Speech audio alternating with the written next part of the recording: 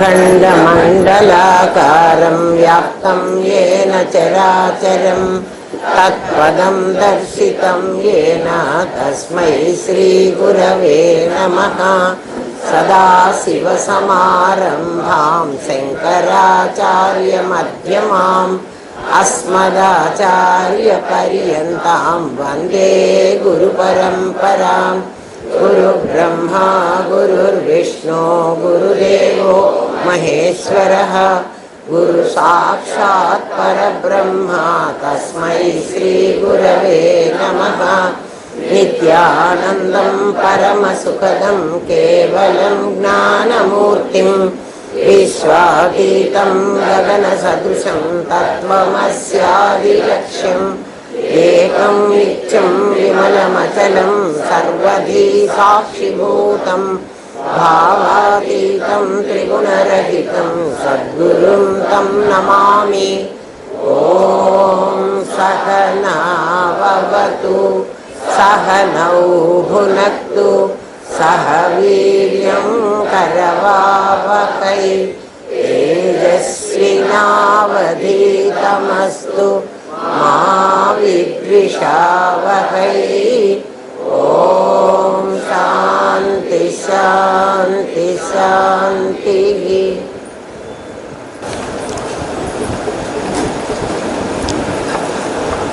శిష్యుడు అడుగుతున్నాడు, మీరు అద్వైత పరిప్రశ్నోత్తర రత్నావళి ఫస్ట్ పార్ట్ అంతా విన్నారు కాబట్టి అది శ్రోతవ్యం అయిపోయింది. ఇదంతా మననం చేసుకుండే పాఠం, మంతవ్యాలు. దీంట్లో నేను చదువుతుండగానే మీకు అర్థం అవ్వాలి. అర్థం అవ్వకపోతే నేను మళ్ళీ చెబుతాను. జాగ్రత్తగా వినండి. పుస్తకాలు పెట్టుకున్నారుగా అందరూ. అనుభూతి పొందాను అన్న తరువాత మన వాళ్ళందరికీ ప్రశ్న ఇది. చాలామంది పాత వాళ్ళకి మాకు సమాధి వచ్చేసింది అంటే వాళ్ళకి అంతా వచ్చేసింది అని అనుకుంటున్నారు కాదు. సమాధి అంటే ఇది నేను కాదు, అది నేను అని నీకు తెలియజేయడం. నువ్వు నమ్మవు కదా, ఇదే నేను అనుకుంటావు కదా. అందుకని నీకు నీ నాదినే నేననుకుని నకిలీ నేను అంటున్నావురా. నకిలీ నేను కాకుండా ఒక అసలు నేనుంది.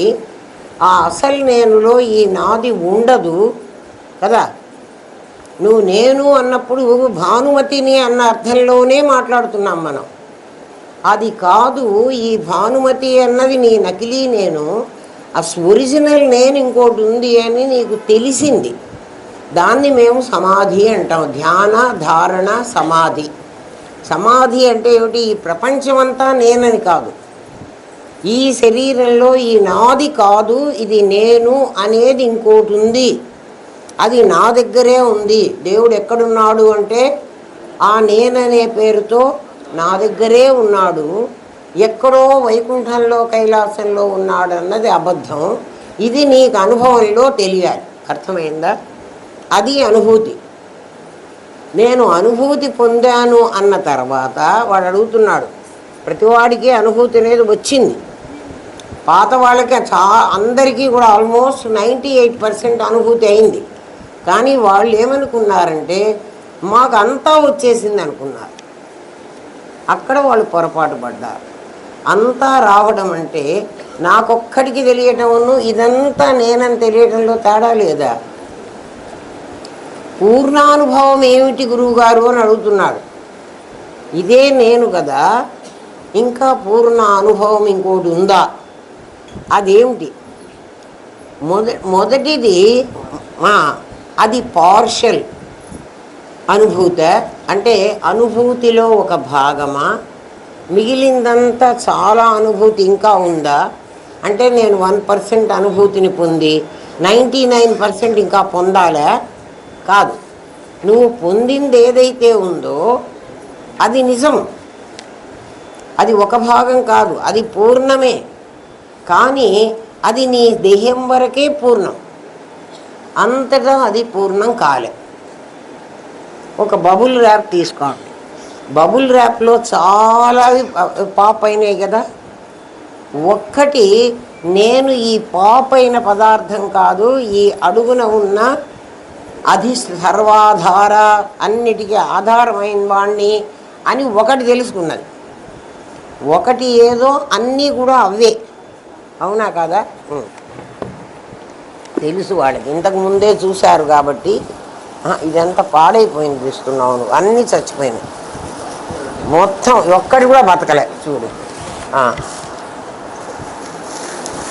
రాదమ్మా నువ్వు అన్నీ అట్లాంటి ఒకటి ఉందిలే, ఏదో ఒకటి రెండు ఉన్నాయరా, ఇదిగో మీకే తెలుసు. ఈ ఒక్కటి నేను బబుల్ ర్యాప్ని అని తెలుసుకుంది. అంటే ఏమిటి, ఇక్కడ ఏ రెండు పేపర్లు సచ్చిత్తులు ఉన్నాయో ఇక్కడ కూడా అవే ఉన్నాయి. ఇది తెలుసుకున్నదిట. ఇవన్నీ నేను తెలుసుకున్నట్టే కదా అని అడుగుతున్నాడు వాడు. ఇప్పుడు అర్థం, ఇది అంశనా ఇది పూర్ణమా? ఇది పూర్ణం రా.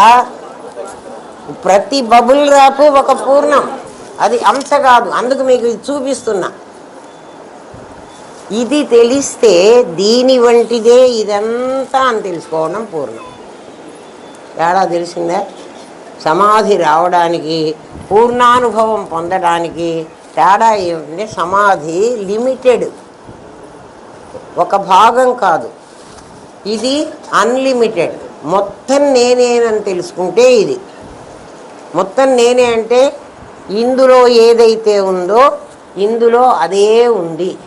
ఎట్లా తెలుసుకుంటాడంటే, మనం ఏదైనా ఒక నగను అమ్మాలని తీసుకెళ్ళామనుకోండి, కొనాలని కాదు, అమ్మాలని తీసుకెళ్ళాం ఒక నగని. ఆ కంసలి వాడు ఏం చేస్తాడంటే, ఒక ఒరిపిడి రాయి మీద ఇట్లా ఇట్లా రుద్దుతాడు. ఆ రుద్దినప్పుడు ఇన్ని రజన్లు వస్తాయి అంతే, చాలా కొంచెం గీతలాగే. మనకైతే అసలు అర్థం కాదు, వాళ్ళకి అర్థమవుతుంది. ఆ వచ్చిన దాన్ని చూసి ఈ మొత్తం గొలుసులో సేమ్ ఇలాంటివే ఉన్నాయని వాడు కనుక్కొని, ఇది ఇంత టచ్, ఇది హాల్ మార్క్ అని మనకి ఇస్తున్నాడు. గొలుసంతా వాడు టెస్ట్ చేయడు కదా, వాడు ఇంత టెస్ట్ చేసి చెప్తాడు. అదే బ్యాంకుకి వెళ్ళామనుకో, మనం ఏదైనా ఒక నగను తాకట్టు పెట్టాలని, అప్పుడు వాడు యాసిడ్లో ముంచుతాడు మొత్తం. ఆ మొత్తం గనక మారినట్టయితే రంగు, వాడు తీసుకోడు, కొంచెం ఇట్లా ముంచడు. అర్థమైందా?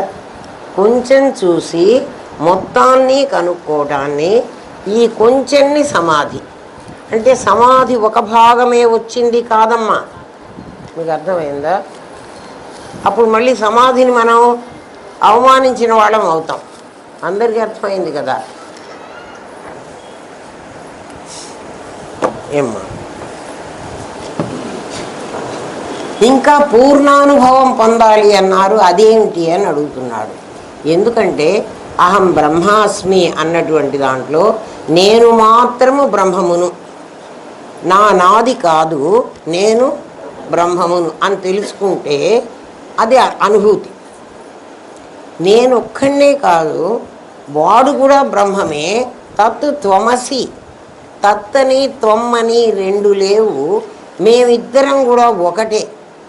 ఎట్లా తెలుస్తుందంటే, ఆ బాడీ నేను, నేను, వాడు కూడా వాడు నాదిని తీసేసి వాడు నేనుని, నాలో నాదిని తీసేసి నా నేనుని, వీళ్ళలో నాదిని తీసేసి నా నేనుని, వాడు నేనుని అన్నీ కలుపుకుంటే ఏమవుతాయి?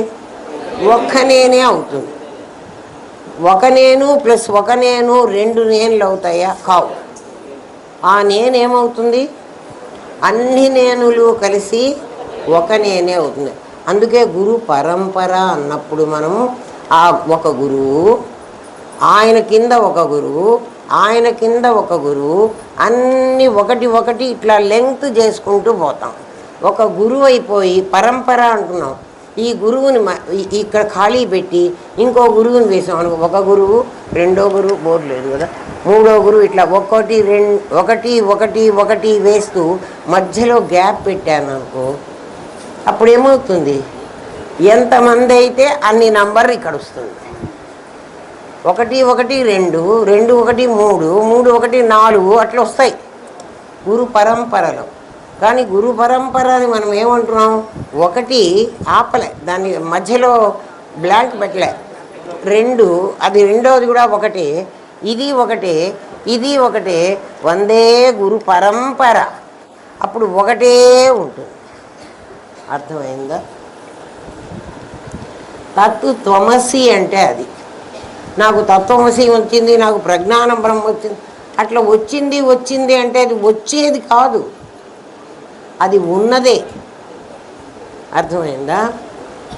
అప్పుడు నేను కాక నీవు కూడా నేనే, నీవు అనేవాడు ఇంకా లేడు.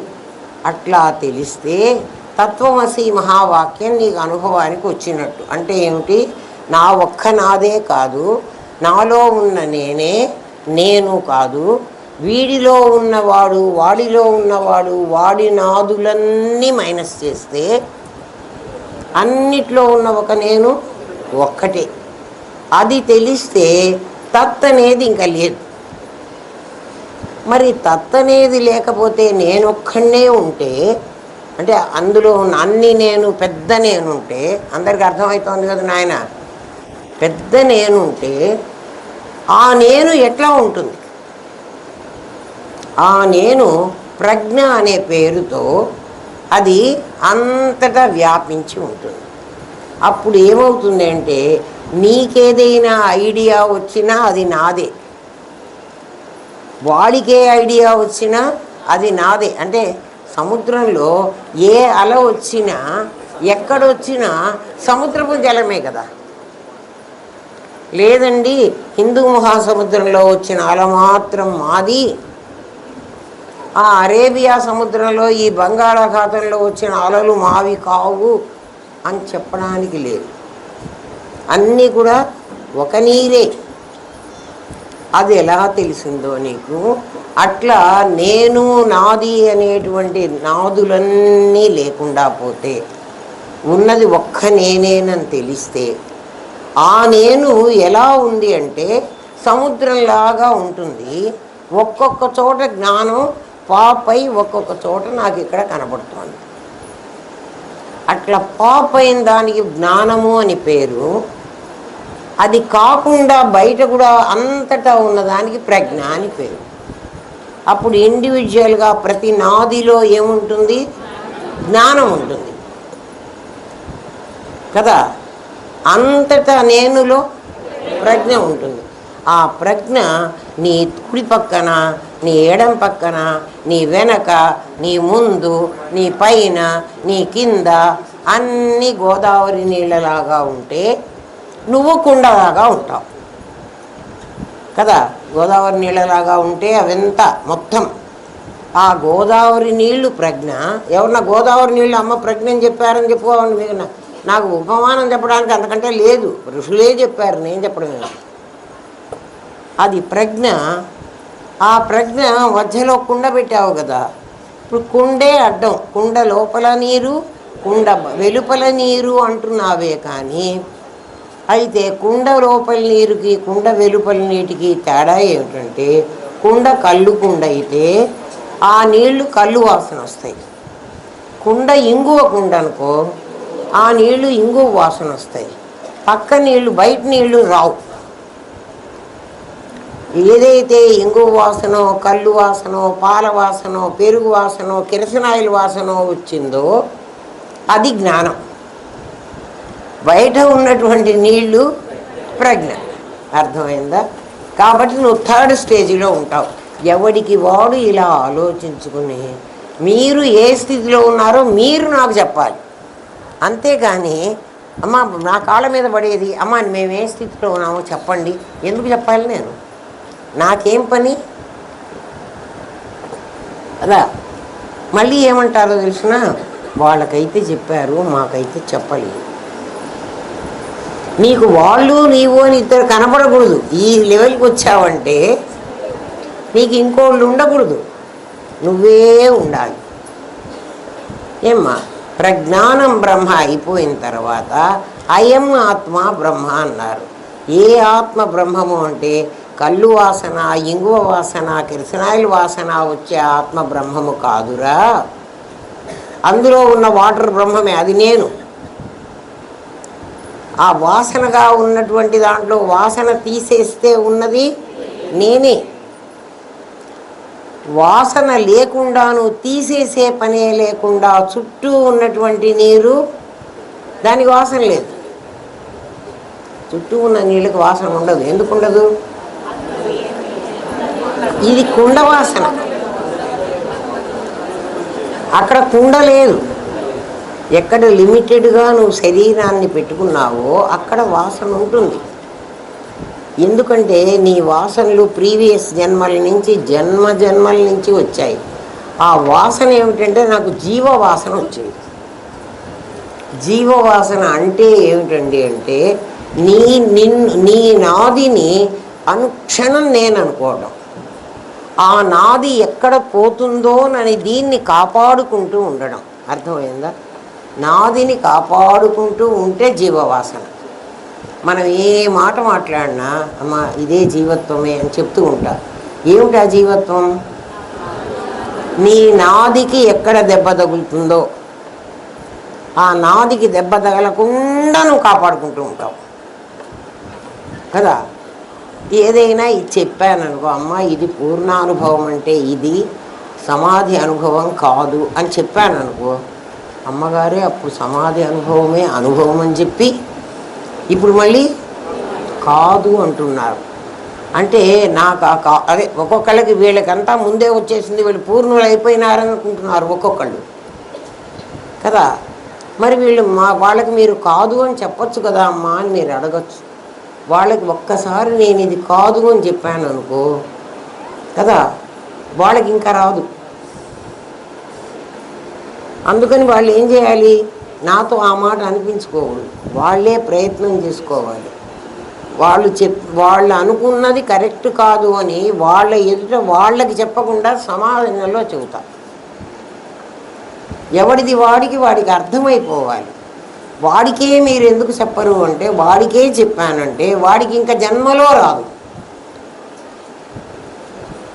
ఒకసారి వాడు ఏదైనా రాంగ్ స్టెప్ వేస్తే అది రాంగ్ స్టెప్ అని వాడు ఒప్పుకోడు.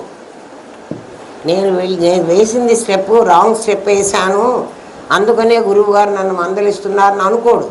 జీవవాసనలో వాడు ఏమనుకుంటాడంటే నాది కరెక్టే, అమ్మగారు వాళ్ళ మాట విని వాళ్ళకి సరే అని చెప్తున్నారు, కానీ అసలు వాళ్ళు లేరు అనే సంగతి నీకు మళ్ళీ మర్చిపోయినావు. వాళ్ళు లేరు అని నీకు సెకండ్ స్టేజ్లోనే తెలియాలి. తత్వమసి మహావాక్యం వచ్చినప్పుడే నీకెవరూ లేరని తెలియాలి. ఎవరూ లేరంటే నాదులేమీ లేవు, నేను మాత్రమే ఉంది అని నీకు తెలియాలి. మరి తెలిసి ఉంటే మళ్ళీ ఈ నాది నీకు ఎందుకు గుర్తుకొచ్చింది? అర్థమైందా? వాళ్ళు వేరు నేను వేరు కదా. గురువే సర్వస్వంలో ఏం చెప్పాడు? నీవే నేనని తెలిపిన గురువే సర్వస్వం. అందరూ గురువు కాదు. నీవు నేను అని రెండు లేవురా. నీవే నేను అంటే ఏమిటి? నీ లోపల నీ నాది లోపల ఏ నేనుందో అది కదా నేను నీవు అంటున్నాను. నా నాది లోపల ఏ నేనుందో ఆ నేను ఈ నేను ఒకటని చెప్తున్నాడు. అటువంటి గురువు సర్వస్వం కదా. ఆ నాదికి కులం ఉంది, ఆ నాదికి స్టేటస్ ఉంది, ఆ నాదికి సర్టిఫికెట్ ఉంది, ఆ నాదికి పరిమితి ఉంది. వాడు 8 అడుగులు 6 అడుగులు ఎత్తున్నాడు. ఈ నాదికి అట్లాడే పర్మిషన్లు అంటే లిమిటెడ్ ఉంది, కానీ నేనుకు లిమిటెడ్ లేదు. ప్రతి దాంట్లో లిమిటెడ్ లేదంటే గొలుసులో 6 తులాల బంగారం ఉండి గాజులో 2 తులాల బంగారమే ఉంటే అది కాదు. బంగారంగా గొలుసులో ఉన్నది గాజులో ఒకటే. దాంట్లో 1 తులమే ఉందా, దీంట్లో 2 తులాలు ఉన్నాయి, అది 4 తులాలది, ఇది 1 తులంది, సమానం అంటున్నారు. అది అట్లా అర్థం చేసుకోకండి. చిన్న పొరపాటు చేసినా కూడా ఇట్లాగే వస్తుంది. తెలిసిందా? వాడికి పాపం అర్థం కాలే. అందుకే ప్రశ్నే మీకు ముందు అర్థమైతే పూర్ణానుభవం అంటే ఇంకేమిటి, మాకు కొంచెమే తెలిసిందా? కొంచెం కాదు, నీకేది తెలిసిందో అదే పూర్ణానుభవం. కానీ దాన్ని మేము పూర్ణానుభవం అనం. ఎందుకు అనరు అంటే లిమిటెడ్గా నీకు మాత్రమే. అప్పుడు ఏమొస్తుందంటే సమాధి మాత్రమే నాకు వస్తే నాకు అహంకారం పెరుగుతుంది. ఏమిటంటే వాళ్ళందరికంటే నేను గొప్ప. ఎందుకని? నేను తెలుసుకున్నా. వాళ్ళందరికీ నేను తెలియలే, వాళ్ళందరికీ తెలియదు. ఎందుకంటే నీకు గురువు దొరికాడు కానీ వాళ్ళకి దొరకలేదు కదా. అందువల్ల నీ అహం ఏమవుతుందంటే ఇంకా కాస్త పెరిగిపోయి నువ్వు గాంగా తెలుసుకున్నావు కాబట్టి ఇప్పటి నుంచి నువ్వు గురుపీఠంలో కూర్చోవచ్చు. ఇట్లా గురువుగారు చెప్పారు కదా, అందుకని నేను కూడా శక్తి ఇవ్వడం మొదలు పెడతా. అట్లా ఇచ్చే కదా రమణానంద మహర్షికి అన్నపూర్ణమ్మ ఇచ్చి ఇటువంటి వ్యవహారం తీసుకొచ్చింది. చాలా తప్పు కదా. నీకు తెలియకుండా నువ్వు తెలిసిందే అని నటిస్తున్నావు. నా దగ్గర డబ్బులు లేకుండా మిమ్మల్ని అందరినీ నేను హోటల్కి పిలిచిపోయినా అనుకోండి, మీ ఇష్టం వచ్చింది తినండి రా అన్నా, మీరందరూ తింటున్నారు. హోటల్లోంచి బయటకు వచ్చేటప్పుడు వాడు బిల్ కట్టమంటాడు. అప్పుడు ఎవరు కట్టాలి? నేను ఎవరిని రమ్మన్నానో వాడు కట్టాలి. వాడి దగ్గర డబ్బులే లేవు. నేను మిమ్మల్ని అందరినీ మంచి హోటల్కి పిలిచిపోయినా కానీ తిన్నది మీరు కదా, మీరే కట్టండి అంటాడు. అటువంటి గురువు దగ్గరికి వెళ్ళిన శిష్యుడికి ఏమవుతుందంటే వాడు బిల్లు పే చేసుకోవాలి. వాడు జన్మ పరంపరలు అనే బిల్లు పే చేస్తూ ఉంటాడు. అందుకని ఆర్య దర్శన స్పర్శకాలే గురు దర్శనం అయ్యే క్షణం నీకు చాలా ముఖ్యమైంది. అప్పుడు నీకు గురువు ఎవడో కూడా తెలియదు. వాడు ప్రతి క్షణం నీకు కలిగిన అహంకారాన్ని, అందుకే క్లాసులో రోజు తిడతా మిమ్మల్ని. తిట్టి ఏం చేస్తున్నారా నాయన అంటే ఆ అహాన్ని, దాని మీద దెబ్బ. దాన్ని మమ్మల్ని ప్రత్యక్షంగా పిలిచి ఉమా నువ్వు ఈ తప్పు చేశావు అని అనొచ్చు కదండి మీరు అంటే ఉమ బాధపడుతుందే కానీ ఇది తప్పు దిద్దుకోదు. ఇప్పుడు సామూహికంగా మీరు చేస్తున్న తప్పు చెప్పేశాను అనుకో, ఎవడికి వాడు చేసిన తప్పు అర్థమైపోతుంది. చేతనైతే సరిదిద్దుకుంటాడు, లేకపోతే వాడి కర్మ వాడు అనుభవిస్తాడు. కర్మ అనుభవించడం అంటే ఏమిటి? వాడి బిల్లు వాడు కట్టుకోవాలిరా. బిల్లు కట్టకపోతే హోటల్లో పిండి రుబ్బాలిరా. పాతకాలంలో అట్లా అనేవాళ్ళు. ఏమో అర్థమైందా? అయం ఆత్మ బ్రహ్మ అంటే ఏమిటి? ఆ కుండలో నీళ్లు కాదురా. కుండలో నీళ్లు కూడా నీళ్ళే, బట్ ఆ నీళ్లు వాసన వస్తున్నాయి. ఎప్పటి వరకు వాసన వస్తాయి? కుండ పగలగొట్టు. కుండని గోదావరిలోనే ఉంచాలి, గోదావరి నుంచి బయటికి తీయకూడదు. కుండ పగలగొట్టాలి. కుండ పగలగొడితే కుండలో నీళ్ళు ఏమవుతుందంటే స్ప్రెడ్ అయిపోతాయి. స్ప్రెడ్ అయినప్పుడు వాసన కూడా స్ప్రెడ్ అవుతుంది. ఎక్కడ స్ప్రెడ్ అవుతుంది? ఆ ఏరియాలోనే. ఎవడు చచ్చిపోతే జీవన్ముక్తుడైన వాడిని గురించి ఎవరెవరు మాట్లాడుకుంటారో, వాడు చెడ్డవాడనో వాడు మంచివాడనో అంటే ఆ పక్క నీళ్ళన్నీ ఈ వాసనని తీసుకుంటాయి. మొత్తం గోదావరి నీళ్ళు తీసుకో. అర్థమవుతుందా అమ్మ? అయం ఆత్మ బ్రహ్మ అన్నప్పుడు ఈ ఆత్మ బ్రహ్మము అంటే ఈ అంటే పర్టికులర్గా ఈ అని చూపించడం కాదు. ఈ వాసన లేని ఆత్మ ఏదైతే ఉందో నీ చుట్టుపక్కల, వాడి చుట్టుపక్కల లేదా అవతల వాడి చుట్టుపక్కల అంతటా ఉన్నది ఏదైతే ఉందో అది నీవు అని గ్రహిస్తే పూర్ణానుభవం. ఇప్పుడు మనకి 4 మహావాక్యాలు నీకు అనుభవంలోకి వచ్చాయి. అట్లా వచ్చిన వాడు ఎక్కడ పడేసినా వాడికి ఇంకా చావు లేదు. అది పూర్ణ అనుభూతి. ఇది పార్షల్ అనుభూతి. నేనొక్కడే. ఇప్పుడు నీకు అర్థమైంది కదా. శ్రవణంలో ఇంత అర్థం కాదు కానీ మననంలో అర్థమవుతుంది కదా. అందుకే వినాలిరా, శ్రోతవ్యో మంతవ్యో. ఇప్పుడు దానికి ఆన్సర్ ఏమిస్తున్నాడో గురువు వినండి. నీ శరీరము, నీ ఎదుట ఉన్న జగత్తు అంత నకిలీ అనాత్మ. నాయన ఇది ముందు నీకు తెలియాలిరా. నీ శరీరము నేను తెలుసుకున్నా కదా, నా శరీరం మాత్రం గురువు అయిపోయింది. ఎందుకంటే అందరితో దండాలు పెట్టించుకుంటోంది కదా. అని నువ్వు అహంకరిస్తే అది ఆత్మ కాదు కదా. నేనే ఆత్మను తెలుసుకున్నాను, వాడెవరికి తెలియలేదు అని నువ్వు అన్నావంటే అది ఆత్మ కాదు. మరి అది ఏమిటండి అంటే అది నకిలీ అనాత్మ. ఏమ్మా, అదే జీవ జగత్తులుగా నాటకం ఆడుతోంది. అది ఏం చేస్తోందంటే ఒకటి జీవుడుగాను ఇంకోటి జగత్తుగాను నాటకం ఆడుతోంది. ఎవరు? ఆ నకిలీది నాటకాలు ఆడుతోంది. ఎట్లా నాటకాలు ఆడుతుంటే ఏకపాత్ర అభినయం అని మనం నాటకాల్లో చూస్తాం. నాటకాల్లో పాత్రలు ఉండవు కదా. వాడే రాజుగా ఒరే వాడిని ఏదో పిలుస్తాడు, వాడు మళ్ళీ వీడే ప్రభు ఏంటి ఏమి ఆజ్ఞ అని వీడే అడుగుతుంటాడు. ఈ టోన్ వేరే, అది కమాండింగ్ టోను, ఇది రిక్వెస్టింగ్ టోన్. Same man. అర్థమైందా? అట్లా జీవ జగత్తులుగా నాటకం వేస్తోంది. వినండి, మీరు నమోస్తుతే పాట మీరు ఎప్పుడు పాడుకుంటారు కదా, ఆ పాట అర్థం మీకు తెలియదు, పాడుకోవటం మాత్రం పాడుకుంటూనే ఉన్నారు. ఏమిటంటే జగదాధారము సత్తే అయినా సత్తే. ఇప్పుడు జగత్తుగా కనపడుతున్నది నాకు ఏమిటి అంటే సత్తు. సత్ అంటే వెంకటేష్ ఉన్నాడు, ఉమ ఉన్నది, మాధురి ఉన్నది, మణి ఉన్నది, ఉన్నదే ఉన్నది అంటున్నాం కదా. ఈ ఉన్నది అంటున్నది ఏదో అది సత్తు. ఎగ్జిస్ట్ అవుతున్నది ఎవరు? సత్తే కదా. చిద్రూపము నీ మాయా కల్పితం. చిద్రూపం అంటే అది కనుక్కుంటున్న నేను, భానుమతి అన్న రూపాన్ని ధరించిన నేను నీ మాయతోనే కల్పించబడ్డా. దీంట్లో చిత్తు ఉంది.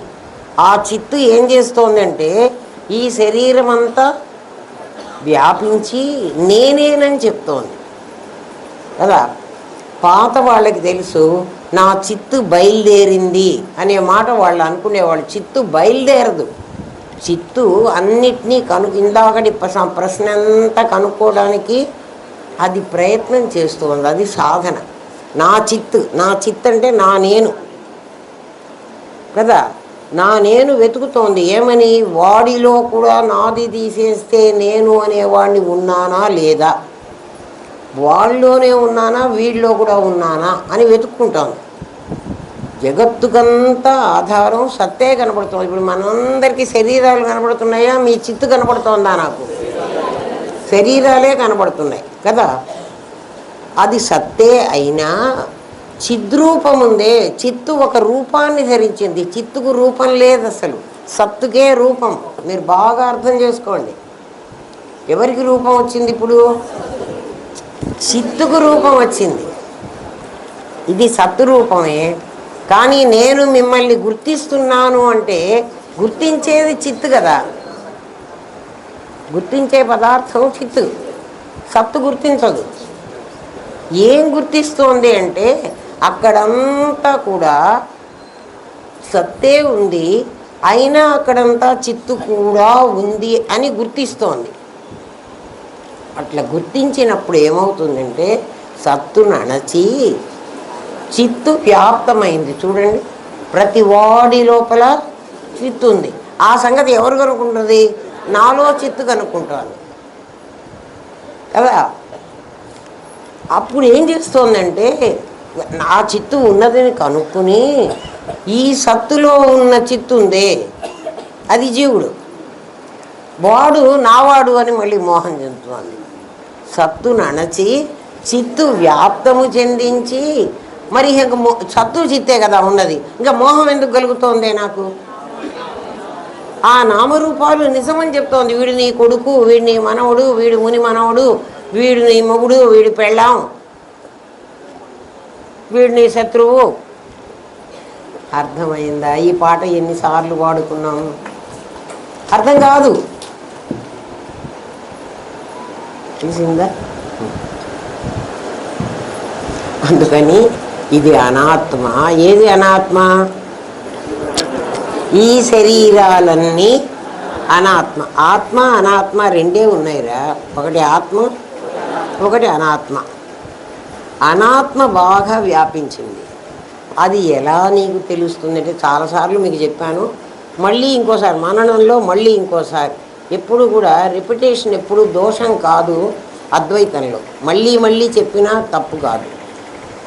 ఒక్కొక్కళ్ళలో నా చిత్తు అందరిలోకి వెళ్ళి అక్కడ కూడా చిత్తుంది, ఇక్కడ కూడా చిత్తుంది, ఇక్కడ కూడా చిత్తుందని అంతకుముందు సత్తుందనే చూసింది. ఇప్పుడు ప్రతి దాంట్లో అదెంత బ్లాటింగ్ పేపర్ అయితే నా చైతన్యం అనే ఇంకు ప్రధాని మీదికి వెళ్ళి ఆ బ్లాటింగ్ పేపర్నంతా ఇంకుమయం చేసేసింది. అప్పుడు నాకు మోహం ఉండడానికి అవకాశం లేదు. ఎప్పుడు మోహం ఉండదు? అదెంతా సచ్చిత్తులేనని నాకు తెలిస్తే మోహం ఉండదు. అంతకుముందు మోహం ఎందుకుంది? నాకు అందులో చిత్తు కనపడకుండా ఆ సత్తునే నేను నా కొడుకో, నా మొగుడో, నా తమ్ముడో, నా అన్నో, నేనేవో నా ఇష్టం వచ్చినా అనుకున్నప్పుడు ఆ రిలేషన్షిప్లో నాకేమనిపిస్తోంది? నాకు రాగమో ద్వేషమో వస్తోంది. నా వాళ్ళు అంటే రాగం వస్తోంది, నా తమ్ముడి కొడుకులు అంటే ద్వేషం వస్తోంది. మామకాహ పాండవస్యైవ అన్నాడు కదా ధృతరాష్ట్రుడు. మామకాహ అంటే నా పిల్లలు. ఏ మామక అన్నప్పుడు నా పాండురాజు కూడా నీ తమ్ముడేగా అనలేదు కదా. పాండురాజు కొడుకులు. వీడినేమో మామకాహ అన్నాడు, వాడినేమన్నాడు? పాండురాజు కొడుకులు. మామకాహ పాండవాశ్చైవ కిమకుర్వతు సంజయ. సంజయ ఏం చేశారా? ఆ యుద్ధభూమిలోకి వెళ్ళి ఏం చేస్తారు? యుద్ధం చేస్తారు. మరి ఎందుకు ఏం చేశారు అని అడిగాడు ధృతరాష్ట్రుడు. అది ధర్మక్షేత్రం. ఏది? ఆ యుద్ధభూమి ఎటువంటిది అంటే అది ధర్మక్షేత్రం. అది కురుక్షేత్రం. అది ధర్మక్షేత్రమే అయినా అది కౌరవులు ఉండే క్షేత్రం. కురుక్షేత్రం అన్నాడు కదా. అందులోకి వెళ్ళిన తర్వాత ఆ యుద్ధభూమిలోకి వెళ్ళిన తర్వాత అది ధర్మక్షేత్రం కాబట్టి ప్రతి ఒక్కడికి ధర్మచింతనే కలగాలి. కలిగింది కదా. కౌరవుల్లో వాళ్ళు వికర్ణుడి కొడుకు, వాడు వెంటనే పాండవుల్లోకి వచ్చేసాడు. యుద్ధం ప్రారంభమయ్యే ముందర సైన్యాధిపతి చెప్తాడు, ఒరే నాయన, మీలో ఎవరైనా ఇప్పటికైనా అటువైపు అధర్మం ఉంది, మేము ఇటువైపు వాళ్ళల్లో చేరాము, ఇప్పటికైనా మారి మీ వైపు వస్తామంటే ఇప్పుడు మేము తీసుకుంటాను రండి అంటారు. అప్పుడు ఎవడైనా ఇటువైపు వస్తే వాళ్ళు ఇటువైపు యుద్ధం ఇటువైపు వాడుగా ఉంటాడు, అటువైపు వాడు కాదు. ఎందుకంటే ధర్మక్షేత్రం అది. ఆ క్షేత్రంలోకి వెళ్ళాక నీ బుద్ధి మారచ్చు. క్షేత్రంలోనే బుద్ధి మారుతుందిట. ఒకసారి అది నిజమో అబద్ధమో తెలియదు కానీ సీతారామ లక్ష్మణులు నార్త్ నుంచి సౌత్కి వచ్చారు కదా. 12 ఏళ్ళు అరణ్యవాసం కాదు వాళ్ళు 14 ఏళ్ళు నార చీరలు కట్టుకుని వనవాసం చెయ్యాలి. రామచంద్రుడు సీతమ్మని తీసుకొని వస్తూ ఉన్నట్ట. సీతారామ లక్ష్మణుడు, ఆంజనేయుడు లేడు.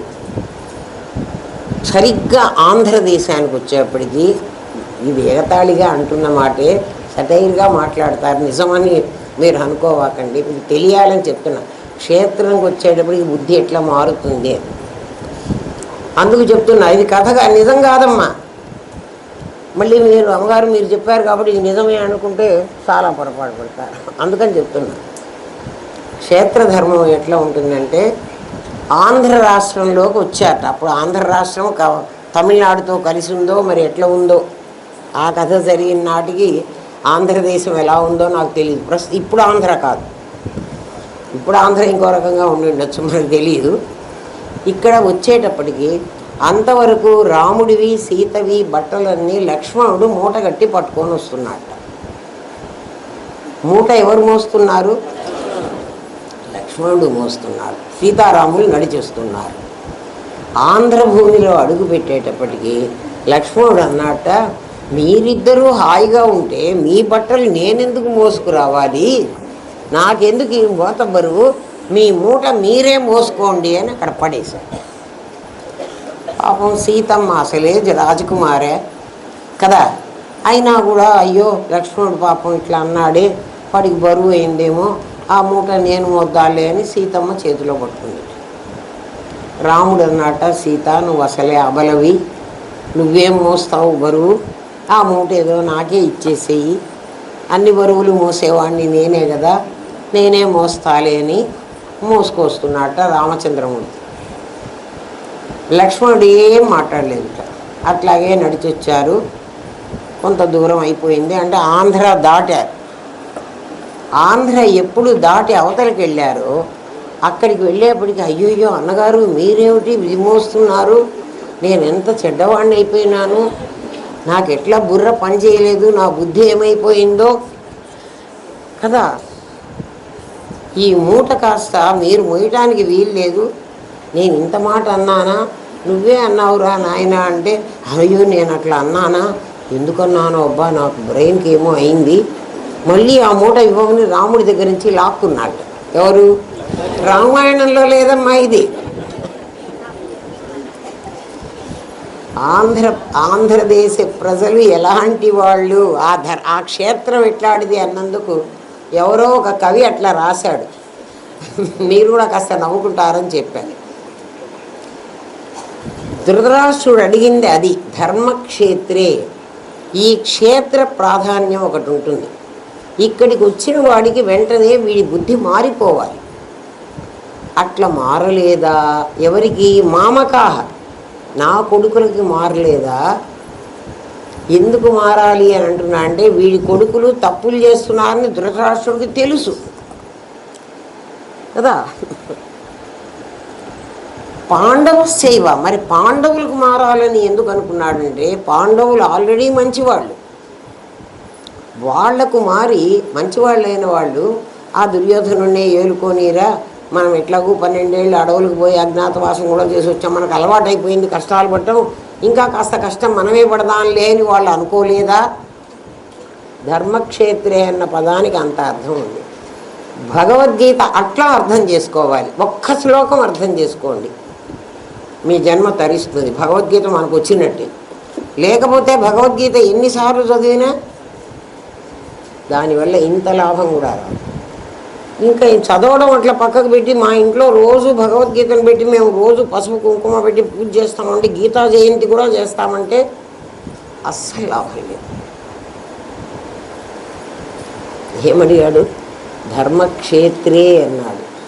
ధర్మక్షేత్రంలో ఏం జరగాలి అంటే, కౌరవులకి మంచి బుద్ధి అన్నా కలగాలి, పాండవులకు కూడా మంచి బుద్ధి కలిగి, వాళ్ళు మంచివాళ్ళే, వాళ్ళకు కూడా మంచి బుద్ధి కలిగి, ఎందుకు లేరా బతికేది 4 రోజులు, ఈ మొత్తం దుర్యోధనుడికే ఇచ్చేసి వాడు ఎట్లా ఇవ్వనన్నాడు, వాడే పాలించుకుంటున్నాడు, విరోధం మనకెందుకు, పోదాం పద అని అన్నా వాళ్ళు అనలేదా అని అడిగాడు. దానికోసం ఇంత చెప్పాడు నాయన. ఎవడంటాడు ఎవడనడో కదా, మొత్తం భగవద్గీత 700 శ్లోకాలు చెప్పాడు. ఒక్క ప్రశ్న ఎవడేశాడు? ధృతరాష్ట్రుడు వేశాడు కదా. జవాబు ఎవడు చెప్పాడు? సంజయుడి చేత కృష్ణుడు చెప్పించాడు. సంజయుడి చేత ఎందుకండి చెప్పించడం, తనే చెప్పచ్చు కదా అని మనం అడిగేటట్లయితే, పరమాత్మ ప్రజ్ఞానం బ్రహ్మ, వాడు ఎవడితోనో చెప్పించాలి అని. ఎవడు ఏ నాదినో వాడు దైవం మానుష రూపేణ, ఒక మనిషిలో దూరి వాడు మాట్లాడాలి, కానీ వాడికై వాడు మాట్లాడలేడు. ఏ మనిషిలో దూరి మాట్లాడుతున్నాడు? గురు సాక్షాత్ పరబ్రహ్మ, రామనాథం గారిలో దూరి ఇవన్నీ మాట్లాడతారు.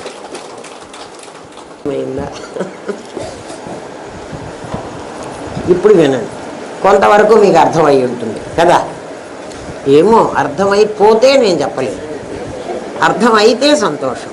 జస్ట్ ఒక్క శ్లోకం.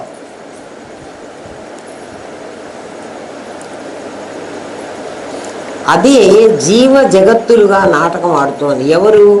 అవ్యక్తమైన ఒక శక్తి వ్యక్తమైంది. అవ్యక్తమైన పరమాత్మలో అవ్యక్తంగా ఒక శక్తి ఉంటుంది, అది వ్యక్తం అవుతుంది. నేను అక్కడి నుంచి లిఫ్ట్ దగ్గర నుంచి నడిచి మీ దగ్గరికి వచ్చేటప్పుడు నాలో అవ్యక్తంగా ఉంది పాఠం చెప్పే శక్తి, అది ఇక్కడికి వచ్చేటప్పటికి వ్యక్తం అవుతోంది కదా. అది మళ్ళీ ఏమైపోతుంది? అట్లా వ్యక్తమైన శక్తే మన శరీరాలు.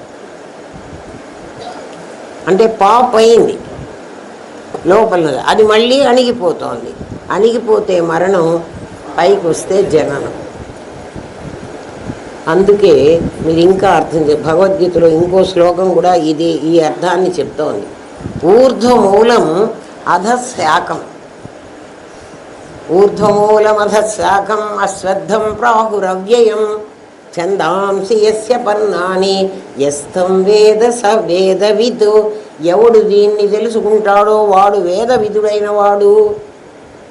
దేన్ని తెలుసుకోవాలయ్యా? ఊర్ధ్వమూలం, పైన మూలముంది, అధశాఖం, కింద కొమ్మలు రెమ్మలు ఉన్నాయి. ఎట్లా ఉందంటే తలకిందులుగా ఉన్న ఒక చెట్టు లాంటిది ఈ శరీరం. ఈ శరీరం ఎలాంటిది? తలకిందులుగా ఉన్న ఒక చెట్టుట. తలకిందులుగా ఎందుకుందంటే వేళ్ళు పైకి ఉండి, మామూలుగా చెట్టు ఎక్కడ ఉంటుంది? వేళ్ళు కిందికి ఉంటాయి, కొమ్మలు పైకి ఉంటాయి. కానీ ఈ చెట్టు ఎట్లాడిదంటే వేళ్ళు పైకి ఉన్నాయి, కొమ్మలు కిందికి ఉన్నాయి. అంటే పాప్ అయిన పదార్థం ఇట్లా పొంగింది. పొంగిన పదార్థం ఇది పైది కదా, ఇదే పైన ఉంటుంది. దీని ఇదంతా కిందికి వస్తాయి. ఇప్పుడు పైన ఏముంది కింద ఏముందో మాకు కరెక్ట్గా చెప్పండి అని అడగాలి మీరు. ఊరికే పైన కింద అని దాని లిటరరీ మీనింగ్ చెప్తే మేము ఒప్పుకోం. పైన ఏముందంటే నీ ఆలోచనలన్నీ ఇక్కడున్నాయి, కాళ్ళల్లో లేవు. ఏ ఆలోచన అయితే నేను జన్మకెళ్ళాలి అని అనుకుంటున్నదో ఆ ఆలోచనలకి మూలం ఇక్కడ. ఇక్కడి నుంచే అవి కిందికి వస్తున్నాయి. అంటే ప్లాన్ ఎక్కడ జరుగుతోంది? ఇచ్చ ఎక్కడ పుట్టింది? ప్రతి కోరిక నీకు ఎక్కడ పుడుతోంది? పైన పుడుతోంది. అది కిందికి వచ్చి ఎగ్జిక్యూట్ అయినప్పుడు కిందికి వస్తోంది. ఈ పంచభూతాలతో అన్ని శరీరాలు తయారు చేసుకుంటోంది. నీ జన్మలన్నీ అలాంటివే. అర్థమవుతోందా నాయన? ఊర్ధ్వమూలం అధశాఖం, కిందికి శాఖం వచ్చింది, కొమ్మలన్నీ కిందికి వచ్చినాయి. అంటే ఈ ఆకారాలన్నీ చెట్టు. అశ్వత్థం, రేపు ఉంటుందని తెలియంది ఈ చెట్టు. ఈ చెట్టు అంతా ఎట్లాడిదంటే ఈ చెట్టు రేపు ఉంటుంది అని చెప్పడానికి వీల్లేదు. అంటే ఏమవుతుంది? ఎప్పుడైనా పోవచ్చు, నెక్స్ట్ మూమెంట్ ఉంటుందని కూడా చెప్పలేము. అట్లా పోయేదాన్ని అవ్యయం అంటున్నాడు. అది ఖర్చే కాదు అంటున్నాడు. పోయేది అంటే ఖర్చు అవ్వాలి కదా, ఖర్చు అయితేనే పోయిందనాలి. అది ఖర్చు కాదు అంటున్నాడు. అది ఖర్చు కాదుట, అది పోయేదిట. అవ్యయం అంటున్నాడు, అది ఖర్చు అవ్వదు. మరి ఎట్లా పోతుందిరా నాయన అంటే ఇందులో ఒక ఖర్చు అయ్యే పదార్థం, ఓ ఖర్చు కాని పదార్థం రెండు ఉన్నాయి నీ దగ్గర. ఖర్చు అయ్యే పదార్థం నీ తోరణం, ఖర్చు కాని పదార్థం దాన్ని కట్టిన దారం. ఎట్లా డీకోడ్ అవుతున్నాయో చూడండి.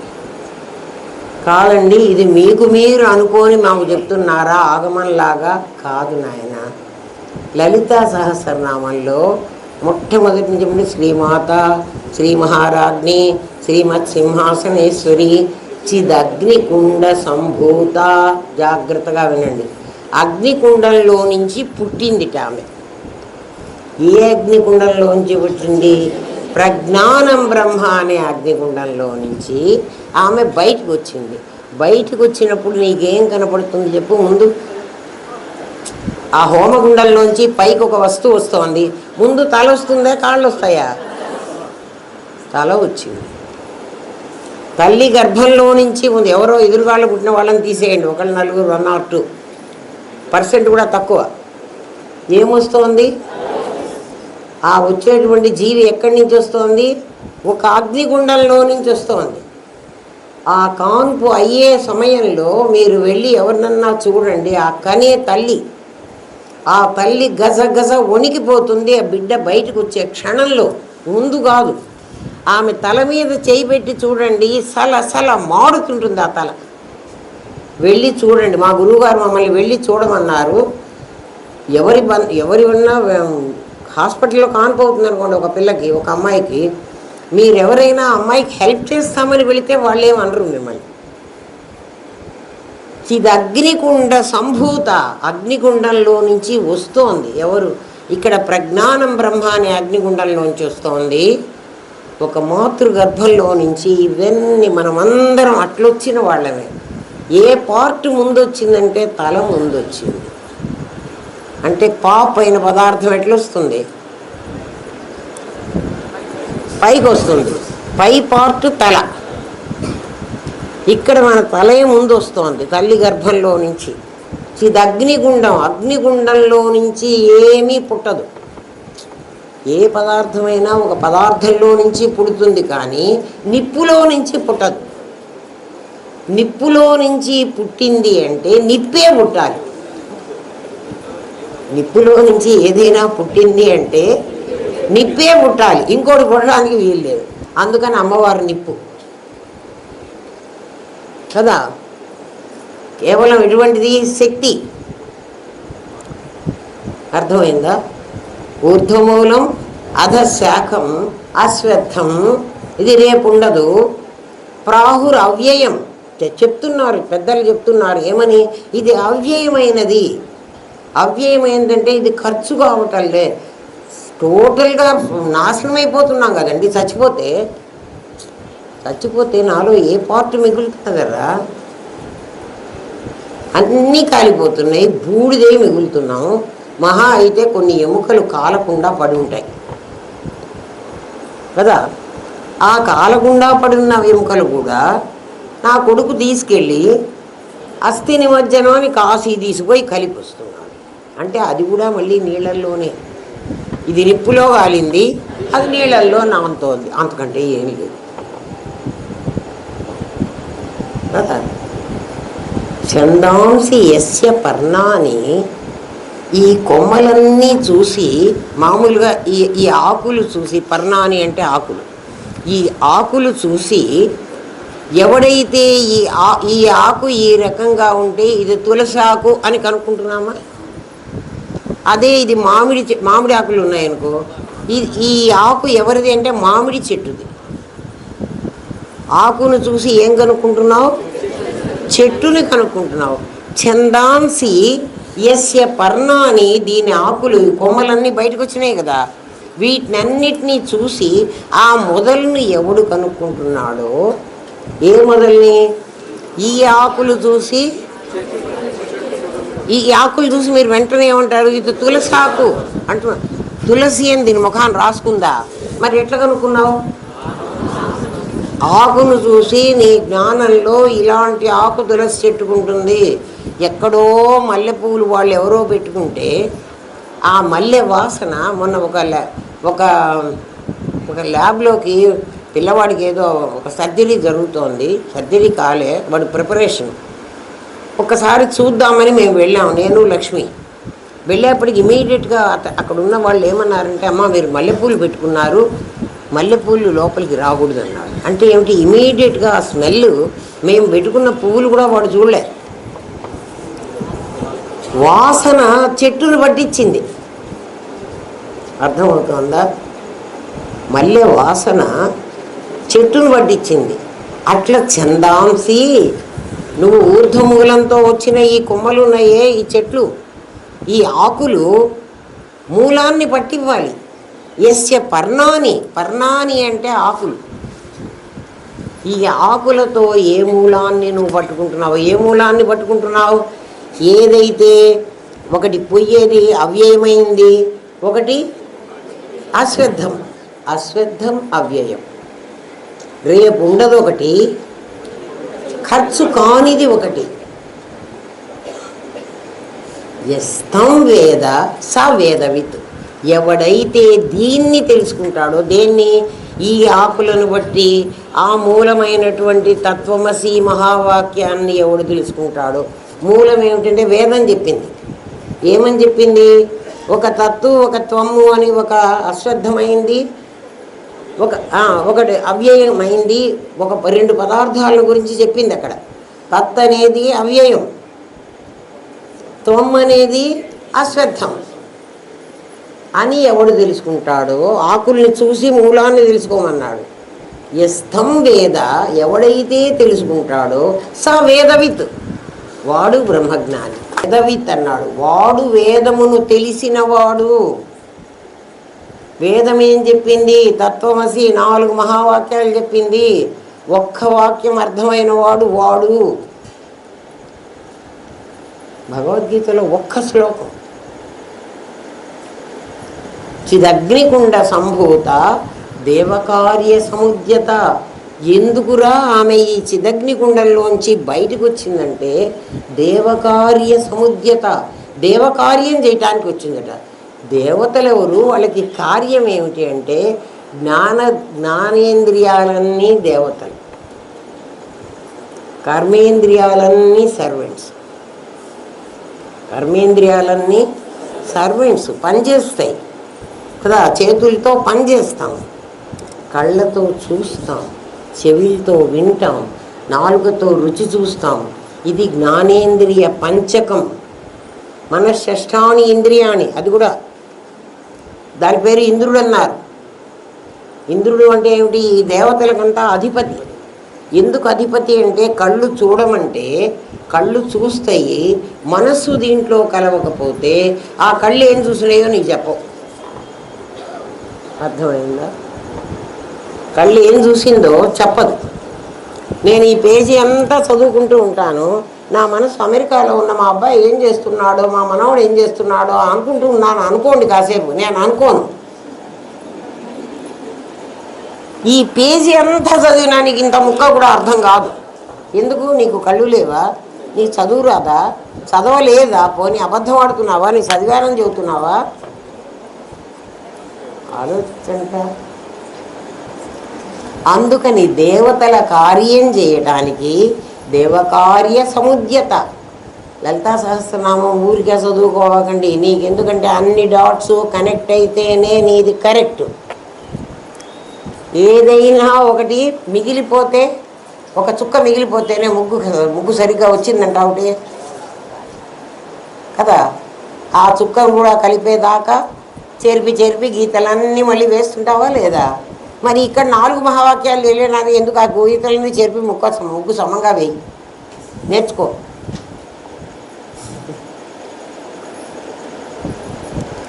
ఇంకక్కడి నుంచి ఏం చెప్తాడు? తాటంక యుగళీభూత తపనోడుపమండల. చూడండి, పైనుంచి వర్ణిస్తున్నారు అమ్మవారిని, కింది నుంచి వర్ణించటల్లా. అంటే దాని అర్థం ఏమిటి? ఊర్ధ్వమూలం అధశాఖం. అమ్మవారు కూడా అలాగే వచ్చింది. అందుకని మనం ఎవరికైనా గురువు గారికి దండం పెట్టాలి. గురువు గారికైనా ఎవరికైనా దండం పెట్టాలంటే దేవాలయంలో విగ్రహానికైనా సరే తలకాయ చూసి దండం పెడతామా, మొహం చూసి దండం? మనం అంతా మొహం చూసి దండం పెడుతున్నాం. మరి ఎక్కడ చూడాలి? పాదాలు చూడాలి. ఎందుకు పాదాలు చూడాలంటే అక్కడి నుంచి ప్రజ్ఞానం బ్రహ్మ అక్కడుంది. ఆ పాదాల్లో నుంచి మీకు శక్తి వస్తుంది. గురువుగారి పాదాలు ఎందుకు గురుపాదుకాం అని ఎందుకన్నామంటే గురువుగారి తలకాయ అని అనలేదు కదా. ఆలోచనలన్నీ వచ్చే తలకాయలో నుంచే కదా. కానీ ఈ తలకాయలో నుంచి వచ్చింది కరెక్ట్ కాదురా, ఇక్కడి నుంచి పాప్ అయింది, ఇది మళ్ళీ ఇక్కడికి వెళ్ళాలి, అప్పుడు జన్మరాహిత్యం. ఇక్కడి నుంచి అయితే ఇట్లనే మళ్ళీ జన్మ. అర్థమైందా?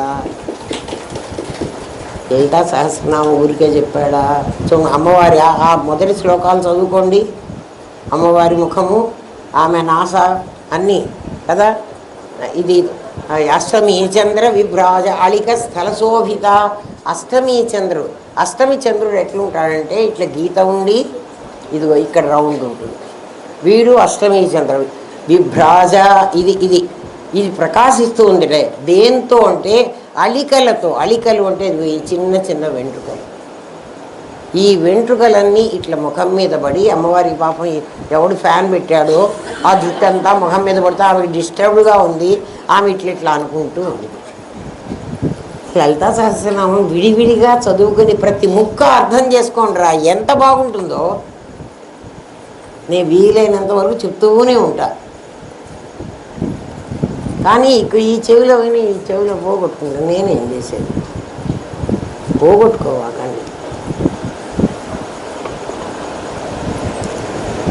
ఇప్పుడు జీవ జగత్తులుగా నాటకం ఆడుతున్నది ఎవరంటే, అవ్యక్తమైన శక్తి వ్యక్తమై ఒకటి జీవుడుగా ఒకటి జగత్తుగా కనపడి ఆదాన ప్రదానాలు, వీడితో వాడికి వాడితో వీడికి సంబంధ బాంధవ్యాలు, అంతే. అదే జగత్తు నాటకం ఆడుతూ ఉంటుంది. ఎవరు? అవ్యక్తమైన ఒక శక్తి. అదే జీవుడుగా ఉంది, అదే జగత్తుగా ఉంది. అదే జీవుడుగా అదే జగత్తుగా ఎట్లుంటే దాంట్లో సత్ అనే పదార్థం జగత్తుగా మిగిలింది, చిత్ అనే పదార్థం జీవుడుగా ఉండి వీడు వాడితో వాడు వీడితో సంబంధ బాంధవ్యాలు పెట్టుకుని వ్యవహారాలు చేస్తున్నారట. ఆ వ్యవహారం ఒగదగదు. పిల్లలు ఆడుకుంటూ ఉంటారు చూడండి రా, ఎన్ని గంటలైనా ఆడుకుంటారు. చిన్నపిల్లలు బొమ్మలు పెట్టి ఆడుతున్నారా, ఆ సంసారం ఒకప్పటికి తెగుతుందా? రోజు అదే ఆట, అది తెగదు, తెల్లవారదు, మళ్ళీ సేమ్ అదే ఆట కదా. పిష్టపేషణం అంటారు దాన్ని. పిష్టపేషణం అంటే మనం గోధుమ పిండి మనం భక్ష్యాలకు కలుపుకుంటాం చూడండి. కలిపిన తర్వాత ఆ పిండిని ఇట్లా చాదుకుంటూ ఉంటాం. అంటే పిసికిన పిండినే మళ్ళీ పిసుక్కుంటున్నాం. అది ఆల్రెడీ పిసికాం ఒక పిండి, అంటే నీళ్ళు వేసి కలిపాం కదా. పిష్టపేషణము అంటారు. అంటే మనం చేస్తున్న పని జన్మ జన్మల నుంచి ఆహారం, నిద్ర, భయం, మైథునం అనే 4 మళ్ళీ మళ్ళీ మళ్ళీ మళ్ళీ అదే చేస్తున్నాం. ఏ జన్మలోనైనా దాన్ని ఏమంటుందంటే శాస్త్రం పిష్టపేషణం. పిసికిన పిండే మళ్ళీ పిసుకుతున్నావురా, కొత్తది పిసకటంలే. కొత్త పని చెప్పండి, కొత్తది ఏమైనా చేశారేమో. ఒకవేళ చేశారు అంటే కొత్తది రామనాథం గారు కనిపించిన తర్వాత ఇటువంటిది ఏదన్నా కొత్తది చేస్తున్నామేమో. చేశామంటానికి కూడా వీల్లేదురా.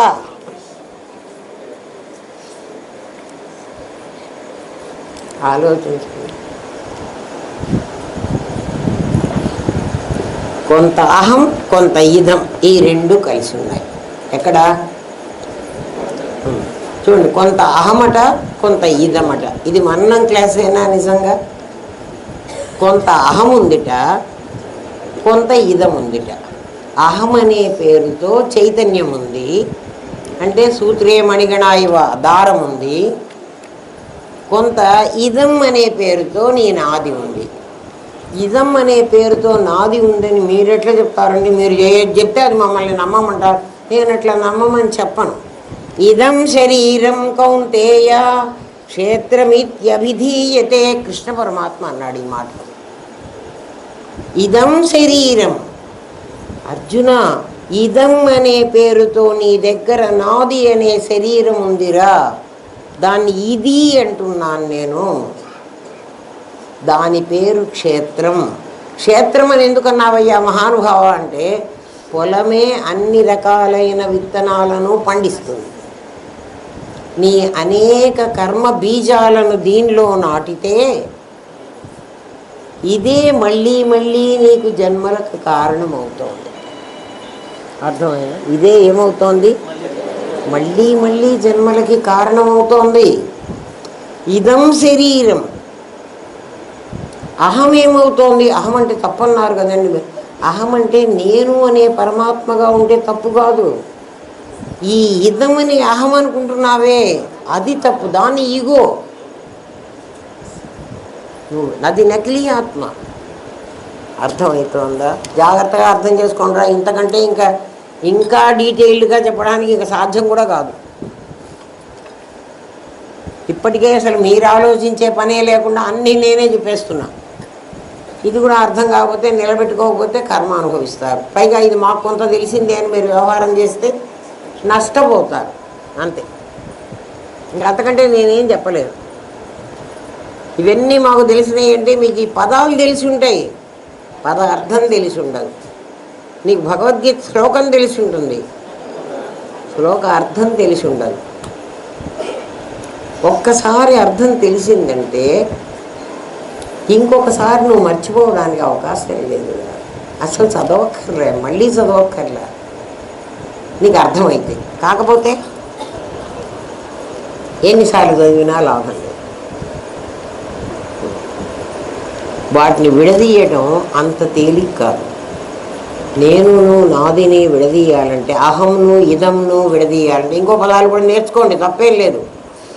ఎంతసేపు నేను నాదేనా, ఫస్ట్ పార్ట్ అయిపోయింది కదా. ఇంకా మళ్ళీ అదే అదే అంటే అహంని ఇదంని వేరు చేయాలంటే అంత తేలిక కాదు. శాస్త్రం ఏం చెప్పిందంటే ఇదం శరీరం, ఈ శరీరం క్షేత్రమని, అహం బ్రహ్మాస్మి, దానిలో అహం ఆత్మ అని. అంటే పొలము కలవాడు అంది. పొలం వేరు, కలవాడు వేరు. పొలం మన ఊళ్ళో బయట ఉంటుంది, పొలం గలవాడు ఇంట్లో వెళ్ళి పడుకొని ఉంటాడు. పొలం గలవాడు ఎక్కడుంటాడు? ఆ పొలం నాది అన్నవాడు ఎక్కడుంటాడు? ఇంట్లో పడుకుంటాడు. వీడి ఇంట్లో పడుకున్న ఆ పొలం మాత్రం వీడి పంట ధాన్యాన్ని వీడికి ఇస్తూనే ఉంటుంది. ఈ అహమనేవాడు లోపల బాగా పడుకుని దాక్కున్నా కూడా ఇదమనేది పంట పండించి, పంట పండించడం కర్మఫలాలు. అందుకే అంటున్నాడు అది చేసిన కర్మఫలాలు వీడు నాది నాది అని ఎత్తినేసుకుంటున్నాడు. కర్మ ఎవడు చేశాడు అంటే నేను చేశానంటున్నాడు. వాడికి అంటగడుతున్నాడు ఈ పని అంతా. అర్థమైందా? పొలము కలవాడు పొలం కాదు. పొలం కావాలంటే వదిలేయచ్చు, పొలం కావాలంటే పండించవచ్చు. నా పొలం ఉంది, నా ఇష్టం వస్తే దానిలో పత్తి వేస్తా, లేకపోతే జొన్న వేస్తా, లేకపోతే వరి వేస్తా, నా ఇష్టం.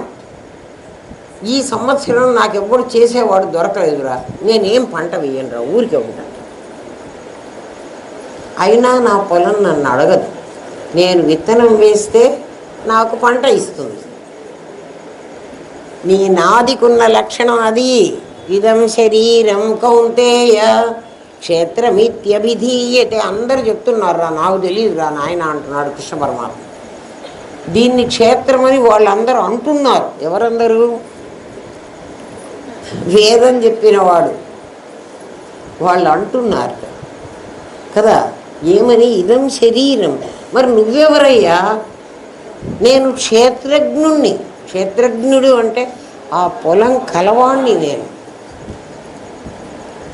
ఆ పొలము కలవాణ్ణి నేను.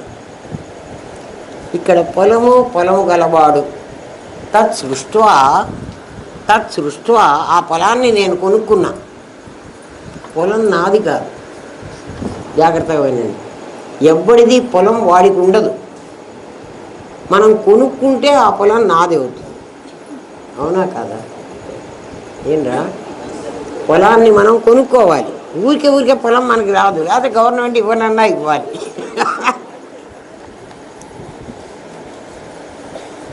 పొలం అనేది ఎవరిది అంటే పరమాత్మది. ఆ పొలం నాది అని నేను కొనుక్కున్నా. ఇక్కడ పొలం ఎవరంటే నా భార్య, నా పొలం. దాన్ని నేను పెళ్ళి అనే పేరుతో కొనుక్కోచుకుని దానిలో విత్తనాలు వేస్తున్న వాడే నా కొడుకు, నా కూతురు, నా డబ్బు, నా ఆస్తి అంతా అదే. అంతకుముందు నాకేం లేదు.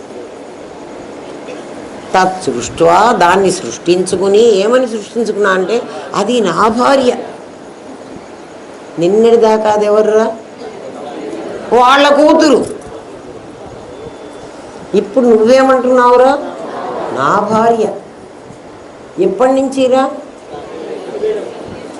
నేను దాన్ని నా ఇంటికి తెచ్చుకున్నప్పటి నుంచి, నేను ఆ పొలం రిజిస్ట్రేషన్ చేసుకున్నప్పటి నుంచి అది నా పొలం.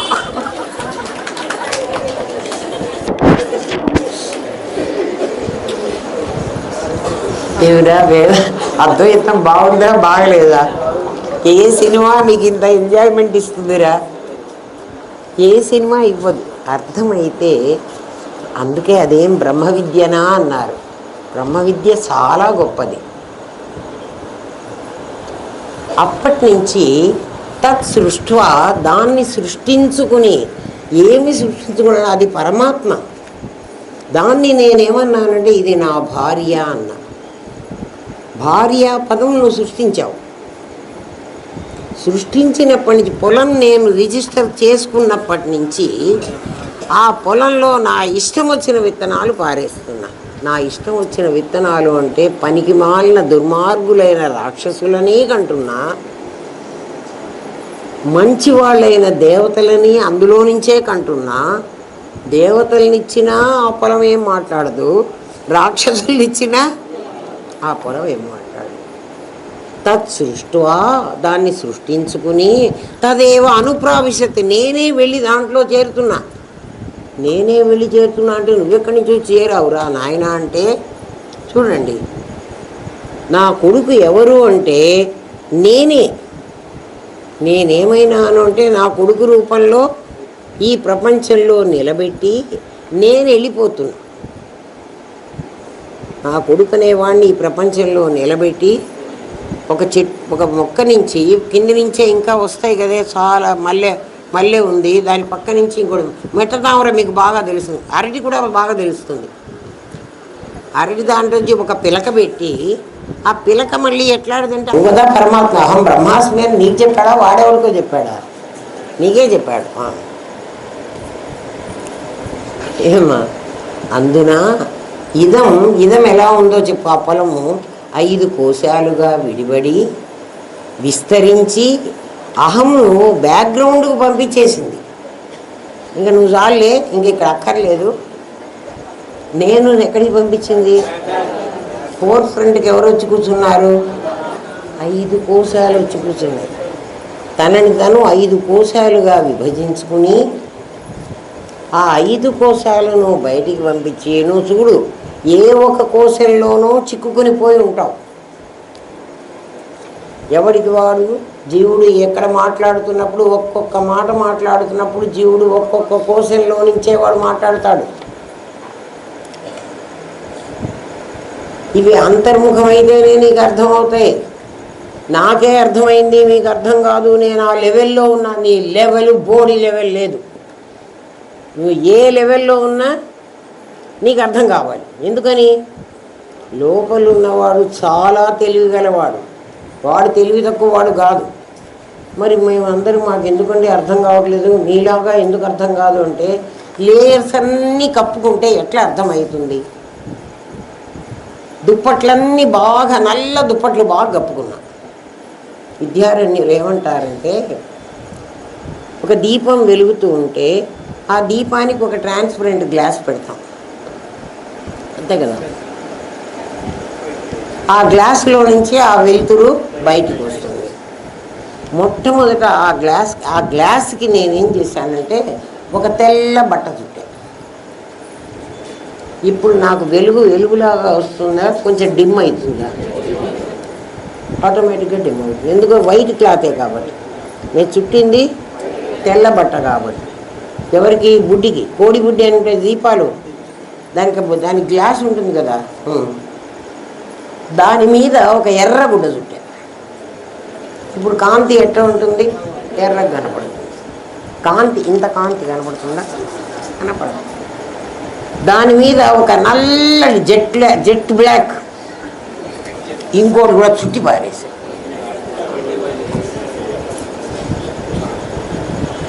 ఆ 3 సత్వరజస్తమో గుణాలనే బాగా చుట్టేసి బుద్ధి అనేటువంటి ప్లెయిన్ గ్లాసుని నువ్వు నాశనం చేసుకున్నావు. అదే కదా నీ మిర్రరు. దానికి వెనకే కదా కర్మంటించుకున్నావు. ఆ అద్దాన్ని ఏం చేసావు? 3 గుణాలు అనేటువంటి వాటితో కప్పేశావు. నువ్వు ఏ మాట మాట్లాడుతున్నా ఒక్కసారి ఆలోచించుకో. నీ నాదిని కాపాడే మాట తప్ప నీకు నేను గురించిన మాటే రాదు. అమ్మ మీరు ఇంత చెప్తున్నారు అంటే నేను ఇంత చెప్పినా కూడా మీకు రాదు. మరి మాకు ఎట్లా వస్తుందండి, ఇట్లా శాపాలు పెడుతున్నారు మాకు అంటే మీరు ప్రయత్నిస్తే వస్తుంది. మీరు ప్రయత్నించేదాకా చెప్పగలమే కానీ ఎవడైనా మీ బ్రెయిన్లో నేను దూరలేను, మీ బ్రెయిన్లో మీరు దూరాలి. మీకు అర్థం కావాలి. అర్థమైతే మీకే తెలుస్తుంది. చూడండి, ఈ రెండింటిలో ఒకటి ఆత్మ, మరొకటి ఆత్మగా నటిస్తున్న అనాత్మ, నకిలీ ఆత్మ అది. అయితే అధిష్టానంగా ఉన్న ఆత్మశక్తితో ఈ అనాత్మ ఆత్మగా వ్యవహరిస్తూ ఉంటుంది. ఈ అనాత్మే నేనే ఆత్మని అని వ్యవహరిస్తూ ఉంటుంది. ఎట్లా అంటే ఈ నాదిని నేనంటున్నావు, ఒరిజినల్ నేనంటల్లా. కలెక్టర్ గారు వచ్చే వరకు ఆఫీసులో బిళ్ళబంట్రోతు తానే కలెక్టర్ అయినట్లు ఎమ్మెల్యే ఎంపీలను కూడా వాడు బయటనే నిలబెడతాడు. ఎవడు? ఒక బిళ్ళబంట్రోతు. వీడు బిళ్ళబంట్రోతు. ఈ దేహాన్ని నేనే ఆత్మని అని చెప్పేవాడు ఎవరు అంటే బిళ్ళబంట్రోతు. కలెక్టర్ గారు లోపల నేను గారు ఉన్నారు. వారు వచ్చే వరకు అంటే వాడు ఎప్పుడు వస్తారండి? ఎప్పుడు నువ్వు వారు రమ్మంటే అప్పుడు వస్తారండి. అంతవరకు వారు బయటికి రారండి. వారు అక్కడే ఉంటారు కదా. ఆఫీస్కి వస్తేనే కదా ఆయన కలెక్టర్. లేకపోతే ఆయన ఇంట్లో నాన్న. ఆఫీస్కి వస్తే కలెక్టర్, లేకపోతే ఇంట్లో నాన్న. ఇంట్లో ఉన్న ఆయన కలెక్టరే. ఈ జిల్లా కలెక్టర్ ఎవరంటే ఆయనే ఉంటాడు.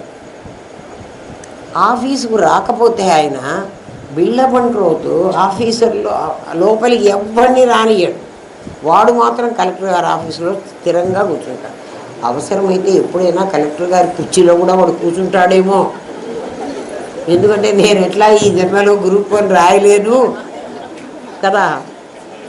నా అదృష్టం కొద్దీ ఏదో ఒక బిళ్ళబంట్రోతుగా నాకు జాబ్ వచ్చింది. ఎవ్వరు లేనప్పుడు వాడు ఒక్కడు ఒకసారి ఆ కుర్చీలో కూర్చుంటే సరిపోయా, నేను కూడా కలెక్టర్ అయినా అని ఫీల్ అవుతాడు. ఎప్పటిదాకా మన నకిలీ ఆత్మ కూడా అది కలెక్టర్ గారి బంట్రోతులాగా, బిళ్ళ బంట్రోతులాగా అదే వ్యవహారం చేస్తాం. అదే జీవత్వం. ఇంకా జీవుణ్ణి ఎక్కడ చూపించమంటారు? మీరు ఏ మాట మాట్లాడుతున్నా ఇంకా జీవుడు ఎట్లా తెలియాలంటే మీకు నీ దేహాన్ని గురించి, నీ బంధువులను గురించే వాడి ఆలోచన ఉంటుంది. వాడికి ఇంకో ఆలోచనే ఉండదు. ఎంతసేపు నేను, నా కొడుకు, నా పెళ్ళాం, నా ఇల్లు, నా ఆస్తి అంత నాది. మా మనవడు, మా ముని మనవడు, వాడి తాత, ఇంకెవడన్నా ఉంటే వాడు. అదే నాశనం చేస్తున్నాడు రా ప్రపంచాన్ని. బిళ్ళబంట్రోతు గారు కలెక్టర్ గారిని వ్యవహారం చేయమంటే ఆయన ఏదో చదువుకున్నవాడు కాబట్టి సక్రమంగా పరిపాలిస్తాడేమో. బిళ్ళబంట్రోతుని వ్యవహారం చేయమంటే వాడేం చేస్తాడు? వాడికి వేదన రాదు, వాడికి నాదని రాదు, ఏం లేదు. కానీ నేను అన్న పొగరు ఉంది, అహంకారం ఉంది కదా. కలెక్టర్ గారి కంటే ఎక్కువ ఉంది వాడికి. తెలిసింది కదా. ఒక్కొక్క కోశాన్ని, దాని ధర్మాన్ని విచారణ చేసుకుంటూ ఒక్కొక్క కోశాన్ని విచారించు. అన్నమయ్య కోసం ఇది కలెక్టర్ గారి బంట్రోతు, దీనికి చావడం పుట్టడం అనే 2 పనులు ఉన్నాయి, అంతకంటే దానికి ఏం పని లేదు. ఇప్పుడు ఆల్రెడీ పుట్టేసింది, పుట్టిన తర్వాత పెరగడం మొదలుపెట్టింది. ప్రతి 7 ఏళ్లకి అది మారుతూ వస్తున్నది. నేను బర్త్డే సెలబ్రేట్ చేసుకుని కేక్ కట్ చేయటం కాదు. ఏమవుతోంది నీకు? ప్రతి 7 ఇయర్స్కి నీ శరీరం మార్పు చెందుతోంది. ఏదైతే పుట్టిందో అది ఇప్పుడు ప్రజెంట్ జీవిస్తూ ఉంది. ఆఫ్టర్ దట్ ఏమవుతుందంటే ఎప్పుడో మరణిస్తుంది. దానికి 3 పనులు ఉన్నాయి. రెండే పనులు ఉన్నాయి. ఒకటి పుట్టడం, మూడోదంటే జనన జీవన మరణం. అందుకని మూడన్న. అది పుట్టింది, ఆల్రెడీ పుట్టడం అయిపోయింది, ఇప్పుడు పెరుగుతోంది. ఎన్నాళ్ళు ఉంటుందో నాకు తెలీదు, ఎంతవరకు పెరుగుతుందో నాకు తెలియదు. మనం పుట్టిన బిడ్డలం మనం 5 అడుగులు అవుతామో, 6 అడుగులు అవుతామో, 6.5 అవుతామో మనకు తెలియదు. ప్రతి 7 ఏళ్ళకి కొంత పెరిగి తర్వాత ఏమైపోతాం? ఎప్పుడో వస్తాం. నిర్మాణ క్రియ, విచ్ఛిన్న క్రియ. అప్ టు 40 years నిర్మాణ క్రియ, ఆఫ్టర్ 40 విచ్ఛిన్న క్రియ. పెరగడం అయిపోతుంది, తరగడం కూడా అయిపోతుంది. ఈ తరగడంలో ఎప్పుడైనా ఇది వదిలేయచ్చు. ఈ పని ఎవరిది అంటే ఈ పైన ఉన్న లేయర్, అంటే కుండకు outer part of the pot. Outer part అంటే పై లేయర్. మన పై లేయరు పుట్టినప్పుడు చిన్న బేబీగా ఉన్నప్పుడు మనం ఎట్లున్నామో మనం అక్కర్లే, హాస్పిటల్కి పోయి చూస్తే ఆ బిడ్డను చూస్తే తెలిసిపోతుంది. తర్వాత అది పెరిగింది, ఇదిగో మనం అందరం పెరిగాం కదా. ఎప్పుడు పెరిగామో తెలియదు కానీ పెరిగాం. ఎట్లా పెరుగుతున్నామంటే ఇన్ని చపాతీలు, ఇంత కూర అంతా కలిసి ఒక దిబ్బలో వేస్తే ఎంత దిబ్బ పెద్దదైందో, ఇదిగో దీంట్లో ఎన్ని ఇడ్లీలు ఉన్నాయో, ఎన్ని వడలు ఉన్నాయో లేవా, ఎంత రాసుల అన్నం ఉందో, ఎన్ని తిన్నా ఇంకా అది ఏ పూట కాపుకుంటే మళ్ళీ పెట్టమంటుంది. ఇది అన్నమయ్య కోసం. ఇది ఉందా నీ దగ్గర? దీని పని ఏమిటో దాని పని అది చేసుకొని నోరు మూసుకుని కూర్చోక అది ఏం చేస్తోందంటే ఈ లోపల ఉన్నదంతా నేనే అని ఎందుకంటున్నామంటే, ఎవరన్నా ఒక పెళ్లి సంబంధానికి ఒక అమ్మాయిని మనం చూసామనుకోండి కదా, ఒక అమ్మాయిని చూడటానికి వెళ్ళాము, పెళ్లి చూపులకు వెళ్ళామరా, పెద్దవాళ్ళం కాబట్టి మాలాంటి వాళ్ళని పిలిచిపోతారు, పెళ్లి చూపులు చూడమంటారు. చూస్తాం. మేము ఏం చూస్తామంటే వచ్చిన తర్వాత ఏం చెప్తామంటే, ఆ అమ్మాయి లావుగా ఉంది, ఆ అమ్మాయి సన్నగా ఉంది, ఆ అమ్మాయి పొట్టిగా ఉంది, ఆ అమ్మాయి పొడుగ్గా ఉంది. ఇవి మేము మాట్లాడే మాటలు. మమ్మల్ని చూడమన్నది ఏమిటి? ఆ అమ్మాయి చదువుకుందా, ఆ అమ్మాయి మన ఇంటికి వస్తే గౌరవంగా ఉంటుందా కదా, మన ఇంటి గౌరవాన్ని ఇంకా పెంచుతుందా, లేక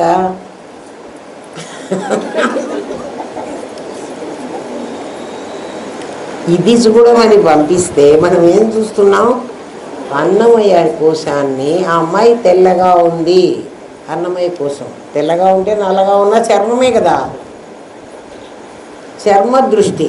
ఎప్పుడు చర్మ దృష్టి ఏర్పడిందో అప్పుడు మనం అందరం మాదిగ వాళ్ళం. వాళ్ళు ఎవ్వరు వేరే లేరు. ఒక పశువును చూడగానే వాడు మాదిగవాడై ఉంటే, అష్టావకుడు చెప్పాడు ఈ మాట, నేను చెప్పలే. మాదిగవాడన్నాను, మీరు తప్పుగా అట్రాసిటీ కేసు పెట్టవాకండి నా మీద, మీకు అర్థం అవడం కోసం చెప్తున్నా. ఈ జంతువు చర్మం ఎన్ని చెప్పులు కుట్టడానికి నాకు పనికి వస్తుంది అని వాడు ఆలోచిస్తాడట.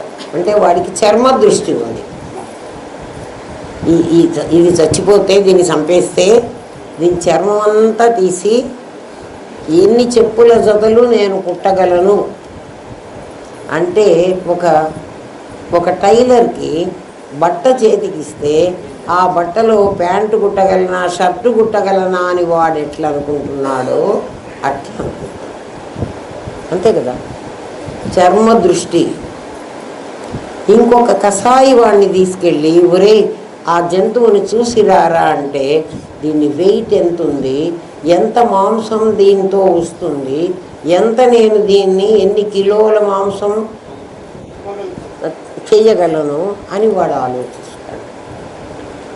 అట్లా మాంస దృష్టి. లావుగా ఉంది, సన్నగా ఉంది అని మాట్లాడుతున్నావే, ఇవన్నీ 5 కోశాలకు సంబంధించిన ధర్మాలు. ఎవరినన్నాను చూసినప్పుడు ఇవెంత సద్విశేషాలు, అంతకంటే ఏం లేదు. నిన్ను విశేషాలను చూడమని మేము పంపించాల, సామాన్యాన్ని చూడమని పంపించాం. నువ్వు విశేషాలు చూస్తున్నావు. ఈ ప్రపంచంలో అందరినీ ఇంకా ఇంకా మనం చూస్తున్నాం. వీడు మంచివాడండి, వీడు చెడ్డవాడండి, వీడు దుర్మార్గుడు అండి, వీడు హంతకుడు అండి, వీడు ఇంకోడండి, వీడు దోపిడీవాడు, దొంగవాడండి, వాడు దోపిడీవాడు. రకరకాల మాటలు మాట్లాడుతున్నావు. దాన్ని ఏం చూసి మాట్లాడుతున్నావు అంటే వాడి గుణాలు చూసి మాట్లాడుతున్నావు, వాడి వ్యవహారం చూసి మాట్లాడుతున్నావు. అంటే ఏమిటి? లోపల మనోమయ కోసం వాడికి ఏముంది, వాడి థాట్స్ ఎట్లా ఉన్నాయి, వాడు ఏం ఆలోచిస్తున్నాడు, ఇది ఇట్లా ఒక్కొక్క కోశాన్ని చూడండి. ఒక్కొక్క కోశాన్ని దాని ధర్మాన్ని విచారణ చేసుకుంటూ, మననం క్లాసులో ఈ పుస్తకం మీ చేతిలో ఉంటే మీకు అర్థమవుతుంది. ఇది మళ్ళీ మీరు ఇంటికి వెళ్ళి ఒక్కసారి చదువుకుంటే చాలు, ఇంకా మర్చిపోరు. దేహాత్మ, ఇంద్రియాత్మ, ప్రాణాత్మ అనే నకిలీలను వదిలేసి ప్రత్యేగాత్మ అయిన అహమును నువ్వు గుర్తించాలి. నువ్వేం చెయ్యాలి అంటే ఇది సాధన. నువ్వేం చెయ్యాలి? నీ శరీరంలో 5 కోశాలు ఉన్నాయి. నీ సత్తు 5 కోశాలుగా డివైడ్ అయింది. 5 కోశాలకి ఈ ధర్మాలన్నీ ఉన్నాయి. ఈ ధర్మాలన్నీ నువ్వు తెలుసుకుని ఆ ధర్మాలు వాటివి కానీ నీవి కావు. ఎవడిని బిళ్ళబంట్రోతు, ఎవడు నీకు కలెక్టరు అని తెలుసుకోవాలంటే బిళ్ళబంట్రోతు లక్షణాలన్నీ నీకు ఇచ్చేసాం. వాటిని ద్వంద్వాలు అంటారు. ద్వంద్వాలు అంటే 2. ఇవన్నీ నిన్నేమని చెప్తున్నాయంటే, నేను దేహాత్మని, దేహమే ఆత్మ, ఆత్మ అంటే నేను, దేహమే నేను అంటున్నాం కదా మనం. లేదు లేదు, ఇంద్రియాలే నేను, ఇంద్రియాత్మ. కాకపోతే ప్రాణాత్మ, ప్రాణమే నేను అంటున్నాం అనే నకిలీ. ఇప్పుడు ప్రాణం పోయింది అంటే చచ్చిపోయినాడు అంటున్నాం మనం. ప్రాణం అంటే గాలి మాత్రమే. గాలి ఎందుకంటే వాడు కమ్మరి, వాడి దగ్గర ఇంత కొలిమి అని ఉంటుంది పెద్దది, దాన్ని ఇట్లా పెట్టి ఒత్తుతుంటాడు కదా. ఒకసారి పైకి తీసి లోపలికి గాలి వస్తుంది, దాన్ని ఒత్తగానే ఆ గాలి అంతా కుంపట్లోకి పోతుంది. బయటికి కాదు, కుంపట్లోకి పోతుంది. కుంపట్లోకి పోతుంది. అది అప్పుడు ఆ నిప్పులు మండుతాయి. అది మండడానికి ఈ గాలి ఉపయోగపడుతుంది. మనం కూడా ఒకసారి గాలి పీలిస్తే మన లంగ్స్తో ఆ గాలి మన శరీరంలో మనం తిన్న ఆహారాన్ని జీర్ణం చేయటానికి, ఒక వేడి పుట్టించడానికి పనికొస్తోంది. ఇది పోతే నేను చచ్చిపోతాను అంటున్నావు. ఇది పోతే నువ్వు సావటంలే. నువ్వు ఎప్పుడు చచ్చిపోతున్నావంటే దీన్ని లాగే శక్తి, నీ అవ్యక్తమైన శక్తి వ్యక్తమై దీన్ని లాగుతోందే లోపలికి. అంటే గాలి నేను పీలుస్తున్నానే, లోపలికి లాక్కున్నా, దాన్ని ఆపిపెట్టే, ఇప్పుడు కావాలంటే వదిలేస్తున్నా. అంటే వదలగలిగిన, పట్టుకోగలిగిన శక్తి నాకు ఇక్కడ ఉంది. అది నీవు, ప్రాణాత్మ నువ్వు కాదు. ప్రాణం పోతే మనం చావటంలే. ప్రాణాన్ని పీల్చే శక్తి పోతే చస్తున్నాం. ఆక్సిజన్ని పీల్చే శక్తి పోతే మనం చచ్చిపోతున్నాం. అర్థమైంది? నిన్ను నీవు గుర్తించినప్పుడు దాన్ని అనుభూతి అంటారు. నిన్ను నీవు 5 కోశాలను గుర్తించినప్పుడు కాదు. అద్దంలో నీ ముఖం చూసినప్పుడు నీ బొట్టు సరిగా లేదని ప్రతి ముఖం చెప్పిందా? బొట్టు పెట్టుకున్న తర్వాత అది బాగున్నదని ఒకసారి నీకు అనిపించిన తర్వాతే అద్దము అవసరం ఉంటుందా? తర్వాత ఒకసారి అద్దంలో చూసి నీ బొట్టు బాగలేదనుకున్నావు, బొట్టు నీవు సవరించిన తర్వాత బాగుంది అని అద్దం చెప్పేసింది. ఇంకా అద్దం ముందు నుంచుంటావా? ఎప్పటి వరకు నుంచుంటావు?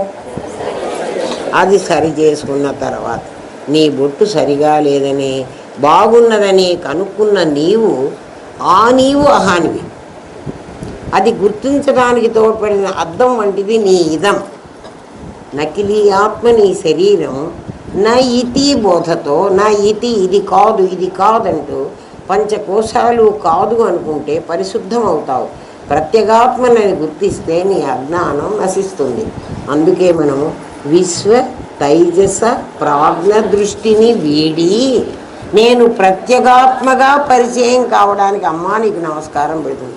నమోస్తుతే జగదీశ్వరి అని అడుగుతున్నది ఏమిటి అంటే, నేను విశ్వడుగా అందరికీ తెలుసు. విశ్వడుగా అంటే భానుమతిగా అందరికీ తెలుసు. తైజస్సుడుగా అమ్మ మీరు నా కల్లోకి వచ్చారంటున్నారు. ఆ కల్లోకి వచ్చిన మనిషిని నేను కాదు, నన్ను తైజస్సుడుగా గుర్తిస్తున్నారు వాళ్ళు. విశ్వ తైజస, నేను ప్రాజ్ఞుడు. అమ్మగారు నిద్రపోతున్నారు అంటున్నారు. నిద్రపోతున్న వాడిని నేను కాదు, మరి ఎవడు? నేను ప్రత్యేగాత్మని. నేను అసలు ఈ తోరణాన్ని కాదు, నేను తాడుని. నన్ను తాడుగా పరిచయం అవ్వడం కోసం అమ్మా నీకు నమస్కారం పెడుతున్నా. అర్థమైందా ఏమ్మా? అమ్మ రేపు చెప్పుకుందామే. రేపు ఉంది కదా క్లాస్ ఉంది కదా, సండే. ఎంత పాఠం ఉందో చూసుకో, రేపు అయిపోతుంది. ఎందుకంటే ఇంట్రడక్షన్ అంతా ఇవాళ అయింది కాబట్టి రేపు పాఠం వస్తుంది. ఓం తత్సత్. స్వస్తి ప్రజాభ్య పరిపాలయంతాన్యాయేన మార్గేణ మహీమహేషా. ఓ బ్రాహ్మణేభ్య శుభమస్తు నిత్యం. లోకా సమస్తాః సుఖినో భవంతు. ఓం పూర్ణమదః పూర్ణమిదం పూర్ణాత్ పూర్ణముదచ్యతే. పూర్ణస్య పూర్ణమాదాయ పూర్ణమేవావశిష్యతే. ఓం శాంతి శాంతి శాంతి. ఓం నమో బ్రహ్మాదిభ్యో బ్రహ్మ విద్యా సాంప్రదాయ కర్తృభ్యో వంశ ఋషిభ్యో గురుభ్యో నమో మహద్భ్యః. సర్వోపద్రవరహిత ప్రజ్ఞానఘనః ప్రత్యగర్భో బ్రహ్మైవాహమస్మి బ్రహ్మైవాహమస్మి బ్రహ్మైవాహమస్మి.